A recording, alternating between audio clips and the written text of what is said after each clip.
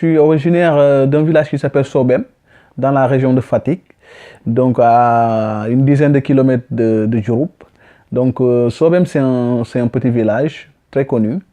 Bah, il faut noter que nous, Sérères, nous on est de l'ethnie Sérère, on est très animiste, donc Sobem est connu pour être quand même un village très animiste. Donc voilà, donc j'ai grandi là-bas et je suis venu m'installer dans le delta du Sine Saloum. Alors il faut noter que le Sine Saloum, autant c'était des royaumes. Donc le royaume du Sine, moi-même qui vous parle, mon arrière-grand-père, c'était le roi du Sine. Il s'appelait Bour Sine Coumba Ndoffène Diouf. Donc c'était un roi, un résistant, qui a, au temps colonial, qui a beaucoup combattu. Et que voilà, que maintenant, nous, ses descendants, nous sommes fiers d'appartenir à Bour Sine Coumba Ndoffène Diouf. Alors il faut noter que le Saloum, en fait, fait partie des plus belles baies du monde. Hein. Donc, bien sûr, aussi réserve de l'UNESCO. À noter que le Saloum compte plus de 200 espèces d'oiseaux et vraiment beaucoup d'espèces d'animaux qui vivent dans ce delta. Donc, la particularité du Saloum, c'est qu'il est entre la terre et la mer. Le Saloum fait partie aussi des zones les plus poissonneuses du Sénégal.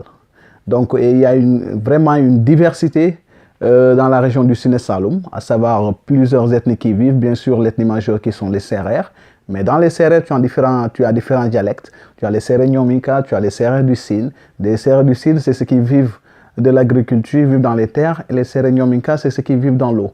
Donc vraiment, il y a une diversité et une harmonie. À noter aussi que l'harmonie dans les religions aussi, il faut le noter aussi dans le Saloum. Une partie des îles du Saloum est habitée par des catholiques qui vivent vraiment en parfaite harmonie avec les musulmans. Donc le Saloum aussi fait partie de ces régions qui représentent cette vie en communauté entre les musulmans et les catholiques. Et voilà. Alors il faut noter déjà qu'au Sénégal, tu as 90% de musulmans, on va dire, et 10% de catholiques. Et en fait, ce qui est assez intéressant, c'est que ces 10% sont super bien répartis dans cette communauté musulmane. Nous, dans cette région du Sine Saloum, tu as une île qui s'appelle l'île de Marlotte, où vraiment vivent des catholiques. La majorité, c'est des catholiques. Mais la cohabitation entre les musulmans et les chrétiens, elle est vraiment très bonne. Juste exemple pour dire que maintenant, les fêtes catholiques et les fêtes musulmanes, on les reconnaît plus. Tout le monde fait la fête.